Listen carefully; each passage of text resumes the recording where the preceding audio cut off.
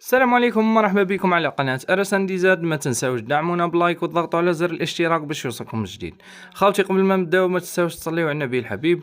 وفي فيديو آخر جبنا لكم تصريحات للسيد مصطفى الزبدي رئيس منظمة حماية المستهلك اللي كان قدمها لقناة من قنوات الجزائرية. شوفوا الفيديو ونعلقوا. غلطوش خوتنا وباش نكونوا صادقين معاهم حتى في المعلومات. صحيح. تواصلنا مع بعض الوكلاء اللي دفعوا ملفات قديمة وهضرنا على العلامات اللي راح يجيبوها والتكلفة وثمن سعرها في السوق الوطني وبهذه الشروط. هنالك من أعطانا سعر، يعني ما نقولوش سيارة فاخرة، ولكن كما نقول لك قاعدية متوسطة 140 مليون. هناك من أعطانا 140 مليون. قد تبهج البعض وقد يستغرب لها البعض. بلا رسوم وبلا باحتساب الرسوم. قال لك نبيعها إلى المواطن الجزائري ب 140 مليون، وأنا مستعد أني نكتب لك تعهد نبيعها ب 140 مليون باحترام دفتر الشروط هذا وبما هو مطلوب من معايير سلامة وأرباغ وأبياس الشروط، وما ندخلوش يعني في العلامات، يعني نخلوها اسيوي. الان كما نقول لك الميه تكذب الغطاس. نستناهم. ما هي العلامات الاولى التي سوف تدخل الى السوق الوطني؟ دونك نقول لك لانها تستجيب الى هذا. كيقول لك 140 مليون ما تستناش حاجه كبيره باش تفهموا مليح اخويا رضوان. ما تستناش فيتري الكتريك بوست ديجيت. كونك عاقل، راك تسير ربع روض وكذا، وراك تسير ارباك وقضيه استر الله وقضيه. خوتي كما شفتوا معنا وكما شفنا تصريحات السيد مصطفى الزبدي حول أسعار السيارات اللي راح تدخل. يعني خوتي نفهموا باللي السيارة تاع 140 مليون راهي كاينة وكاينة وراه توعد انه هذا ما بغاش يذكر لنا يعني العلامات اللي راح تسوق السياره ب 140 مليون، يعني بصح اثنى باللي السياره راح تسوق للمواطن ب 140، ماشي راح تدخل للجزائر ب 140 ومعايا يطيحوا عليها تاع تيفيا والرسوم ومنها تولي ب 180 ولا 200. خاوتي قال لهم السياره ب 140 مليون، يعني اي مواطن بسيط يقدر يركب سياره تاع 140 مليون. خاوتي نكونوا عاقلين باللي 140 مليون دركا راي والله ما تشريك سياره.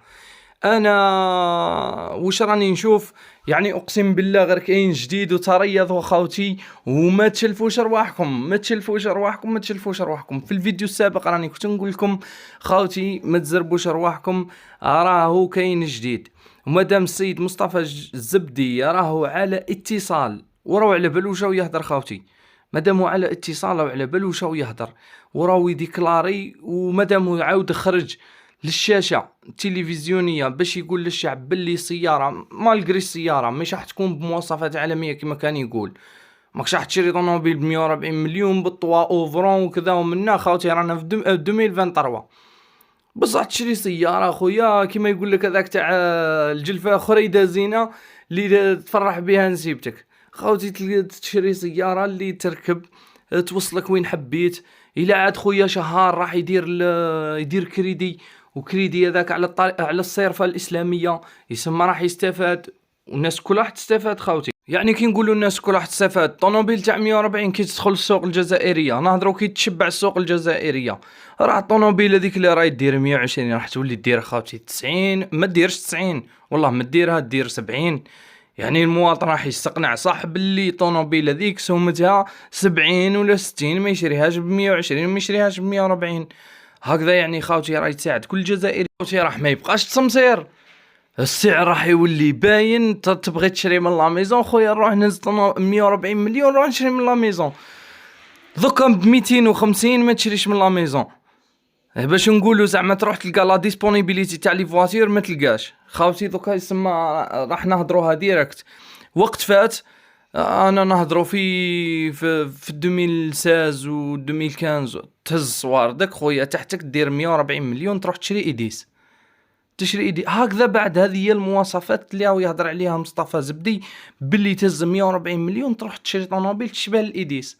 ماكش راح تشري مرسيدس ولا راح تشري حاجه كيما نقولوا احنا ما نسميوش العلامات، ولا راح تشري بيام، ولا بصح راح تركب طوموبيل تفريك امورك خاوتي.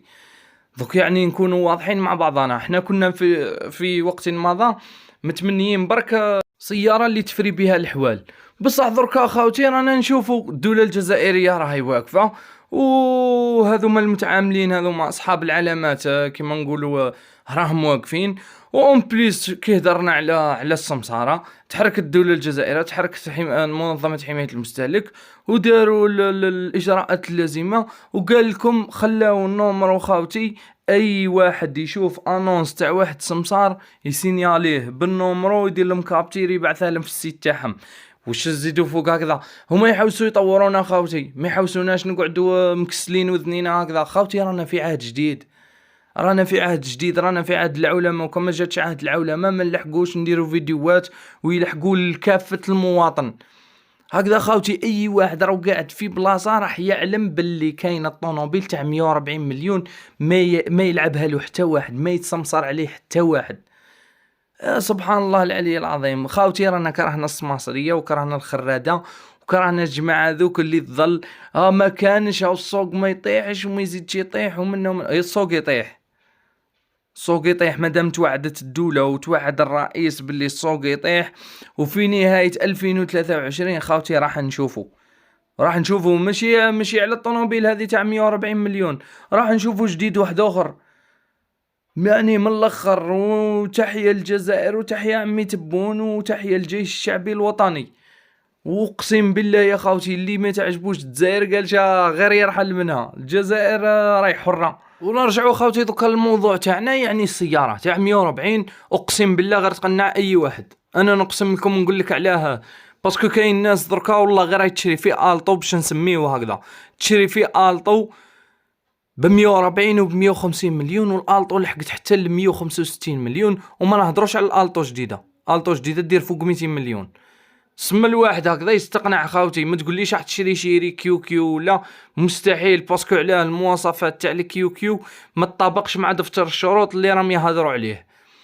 انا يا خاوتي من قبل هدرت على دفتر الشروط ودخلت وقريت دفتر الشروط واش لازم. طوموبيل اللي ما فيهاش ايرباغ وما فيهاش شروط السلامه وما فيهاش لا سسبونسيون تتحل وتخدم وكليماتيزاسيون، يعني كي يقول لك حاجه لا باز خاوتي، لا باز دركا راهي فيها لا كليم والايرباغ باش نكونوا فاهمين، ويكونوا فيها لي فيتر افون. هذه هي لا باز دركا. خلاص دوك الدوله العالم حنا راح نتخلطت لي بين الدوله العالم هو تطور خاوتي.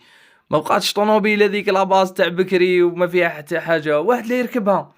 طوموبيل اللي ما فيها حتى حاجه اصلا. الدوله الجزائريه في دفتر الشروط اشترطت على العلامات، اي علامه سوا جيلي سوا شيري سوا انا نظن يعني في بالي هكذا انه السياره راح تكون من نوع جيلي وراح تكون سياره رائعه. وخاوتي سمحوا لنا طولنا عليكم بالهضره، والله غير موضوع شيق ونزيدوا نهضروا فيه ان شاء الله. ما تنساوش تكثروا لنا من البارطاج وخليونا كومونتير ودعمونا. والسلام خاوتي.